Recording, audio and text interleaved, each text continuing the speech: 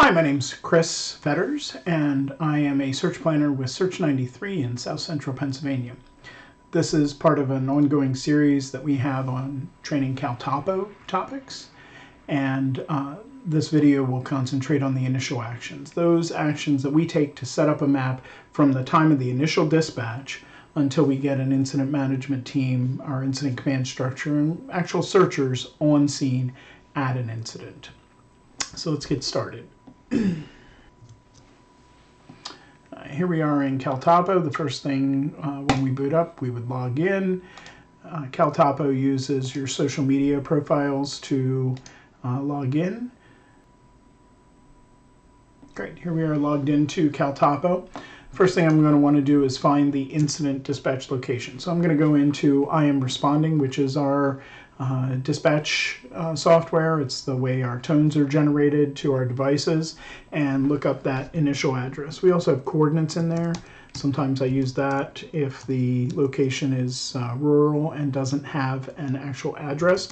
But in this case, this notional search is in Wellsville, PA at the Gifford Pinchot State Park.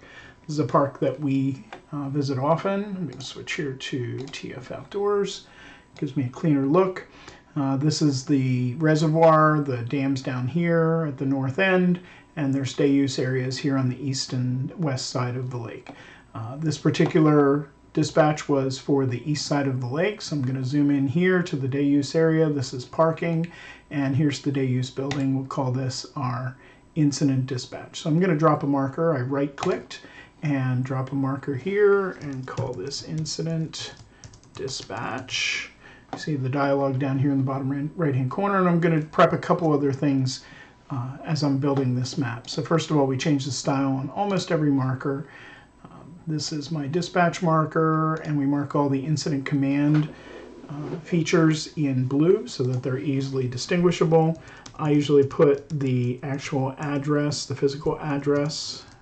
So we got 1001 Alpine Road, Wellsville, PA 17365, and then I put the time of dispatch. So we have dispatch at 16:30 today. Click OK. When I do that, Caltopo is going to challenge me to save this map. I've dropped my first marker in here. We name our maps in chronological order, so we use the ISO version of the date. So today is the 8th of May, and we're going to call this our Caltopo Initial Actions Training Map. My mode is SAR. That gives me all of the features of ICS, the operational periods, the assignments. I'm going to put it into the Search 93. That's the team account. And we have various folders. We'll just drop it into the training folder for 2025. I changed my sharing to URL, set myself up for success as we have other partners come on scene who may not be in our team's account, who may not have team privileges with us. URL gives anyone access to this map who knows the URL or scans the QR code. All of this share your map down here is for people outside of your team. My team can find this map at any point, but this just gives us the ability to share with other folks. So I'm going to click Save. That map is now saved. I can see the name of the map up here and see its info here. We'll come back to this screen in a minute. Next thing I want to do, I have searchers, team members who are getting in the car. They are getting into uniform. They are starting to look for where is this location at.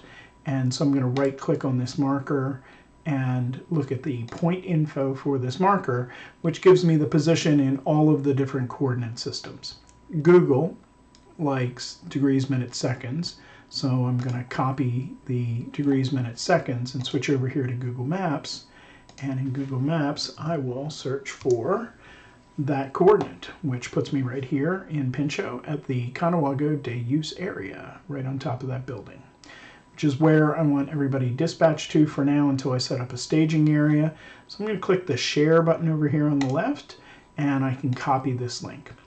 Generally, we communicate using a Facebook Messenger app amongst our team members. And so I want to make this easy for you to just click on a link and call up your GPS app and navigate to the scene without having to type a lot of stuff in.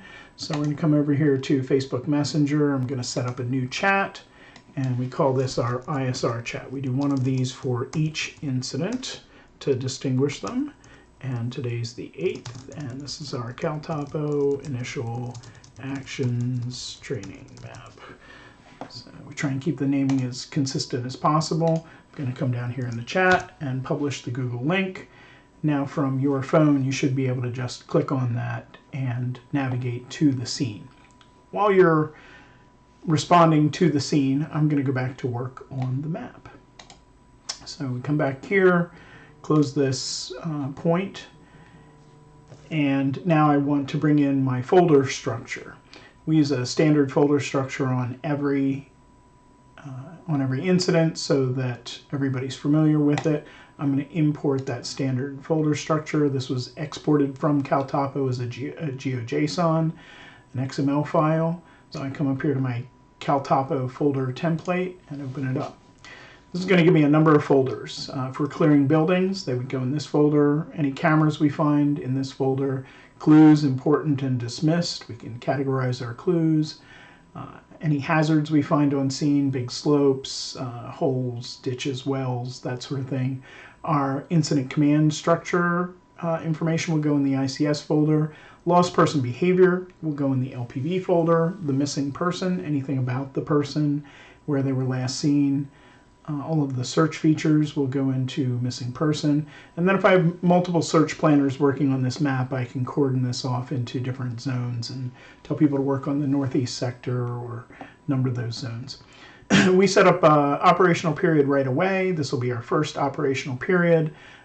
Most of our stuff in the East Coast don't go into multi-day events like they do on the West, but within that operational period, I like to segregate my different assets, my drone, my ground searchers, and my canine, so that as I'm building assignments, that I put them into the right folder or the right part of this operational period. It's all operational period 1, just gives me a little bit more discretion here. So I'm going to import all of that. You can see over here on the left, that's now populated. Some of them I have default to turn on and some default to turn off. But again, going down the side, buildings, cameras, clues, hazards, incident command, lost person behavior, missing person, any zones. This is that marker that I put in for the incident dispatch, and here's my operational period. First thing I'm going to do is move that marker up into my ICS folder. So now that's moved up as the first point in my ICS folder. And I know coming on scene, because we train here often, where we're going to stage the trailer and use as a command post. We usually park on this backside here. It's nice and flat, big wide open area. So I'm going to drop a marker here and call this my ICP. We use standard iconography. I'm going to come in here to the ICS fire icons, and my first one is the incident command post. So now I've labeled that, put that in place, and then we usually stage our cars up here along the tree line. So let me switch to the global imagery layer, try and zoom in a bit. That's my highest level of zoom. I'm going to drop a marker here and tell people to stage in this area. So this will be staging for the team, as opposed to if I had mass casualty, I might stage my ambulances in a different place. But just parking, we're going to throw here in the northeast corner of this parking area, change my icon to the ICS staging icon, and click OK. These start to populate into the markers folder. We're going to throw them up into the ICS folder. OK. And now I'm going to put in an aeromedical landing zone. There's this big wide open field. Aeromedical landing zone. And change my icon. I didn't love the icons that it had for helicopters and air assets, so we created our own icons. That's one of the features of Caltopo. You can see my drone landing zone down here, different than my aeromedical landing zone here. In this case, we're going to put where the aeromedical landing zone is in this activities field here. The drone guys will drop a pin where their drone landing zone is when they get on scene, and they see where everybody's parked and where they think the safest place to land the drone is. So I don't usually populate that sitting here in a search planning role. But we've got the aeromedical landing zone. We're going to also put that in the ICS folder. Click OK. And now our incident command structure's set up. At this point, we're going to want to start populating the information that we know about the missing person themselves. So I got on the phone with the police officer, and he said that down here at the southeast corner is where they found the abandoned car. So we're going to call this the initial planning point. And again, we created a custom icon for this, and we generally do all of the icons related to the missing person in red so that they stand out on the map. I'm going to put that into the missing persons folder. And now I've got my initial planning point designated on the map. If somebody gets on scene and they find the exact location of the car, they can easily move the location of that initial planning point, but it gives us a good start so that people know where to focus and start looking for collecting scent articles, that sort of thing. By clicking on the marker itself, it'll center it in the center of my screen, and from there I can start to create range rings for lost person behavior. So I'm going to click Add and Range Rings, and here I want to get the miles from the center of the map, which is my initial planning point, to draw rings. So let's switch over to lost person behavior. I have an app for this. You can also use the book. You can see here I've called up a hiker, upper center of the screen. The subject to statistics, we're using mountainous terrain in a temperate area, and you can see down here in the middle where it says distance travel 0.7 miles, 1.9 miles, 3.6 miles, and 11.4 miles for the different percentiles. So we are going to replicate that back over here. So I have 0.7 miles, comma, 1.9 miles, comma, 3.6 miles, comma, and 11.4 miles. Click OK. So now it's drawn my range rings. If I zoom out here, you can see on the map that this encompasses a huge area of search to get to the 95th percentile. So we're going to generally focus the first couple operational periods here on the 25th percentile, stuff which is well within the cordon of the park itself, or over here to the east, maybe just outside. But we expect that he was hiking trails around, so worst case scenario, we'd be in the 50th percentile if we sent out hasty searches around the lake. I don't love having it in this lines and polygons folder. Lots of stuff will show up in there, so I pretty much immediately move it into the lost person behavior folder. Can easily be turned on or off, and I am going to start coloring these and renaming them so that they're actually useful. So we're going to take this 0.7 miles. We're actually going to put the distance in here. That's less important to me. Say that this is lost person behavior in the 25th percentile, and this is going to be my red ring. Click OK. Then I'm going to come to the 1.9 mile, and I'm going to cut and paste down here into the comments. This is my 50th percentile, and we're going to call this orange. Gives me a good visual representation of what search area I'm covering. The 3.6 mile down here, lost person behavior. This is the 75th percentile. Call that yellow. Okay. And then my last range ring here, 11.4 miles, cut and paste. Lost person behavior, that's going to be my 95th percentile ring. And we'll make that green.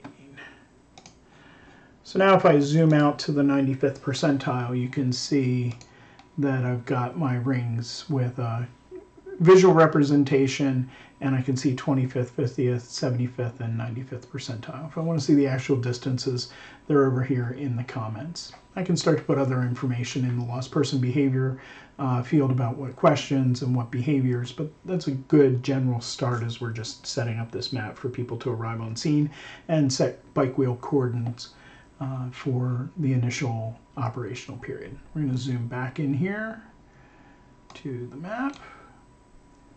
And remember that if you want to center the map on any particular marker, you can just click on it and that'll put the marker right in the center of your screen. People are in the car. We've been at this for about 10 minutes, so now it's probably time to publish the map to folks who are arriving on scene. So I'm going to come over here to the information button, details and shading, and I can use this map URL, or I can create a shareable link for folks outside the team. And that's usually what we do. We give them update access, create this shareable link, and then I will copy that link and put it in the ISR chat.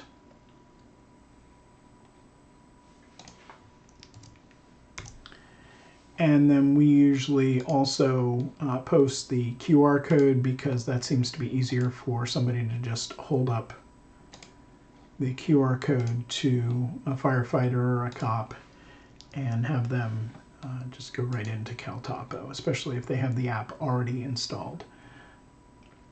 Okay, so those are now published out to the team. We can come back here to the map, click OK, and those are the initial actions that we take to get a map set up before anybody arrives on scene. Just want to take a look at my settings here.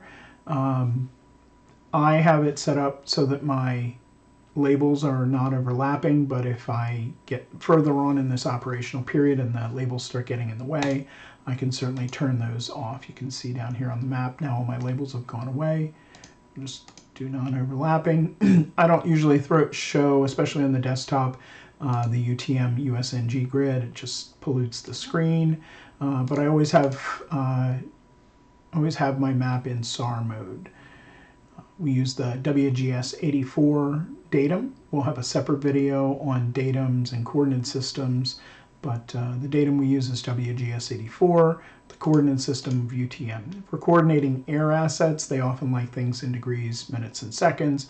So you can see up here on the right, I get both coordinates. I get the UTM up here and then degrees right underneath it. If I needed to switch it quickly to degrees, minutes, seconds, I certainly can come down here and go to degrees, minutes, and seconds, and you can see how now it's changed to degrees, minutes, and seconds.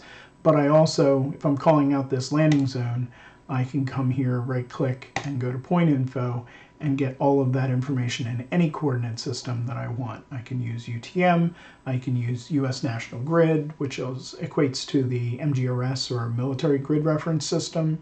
I have degrees, degrees minutes, and degrees minutes seconds here. I know what my compass declination is. I have parcel data, weather, upcoming. I can go to the full NOAA forecast, and I know my sunrise and sunset as well. Also moonrise, moonset, and how big the moon will be. So tons of information in this point info. We love this new screen that Caltopo has created for us, and those are the actions that we take to get a map set up for the beginning of a search. We'll see you on the next video.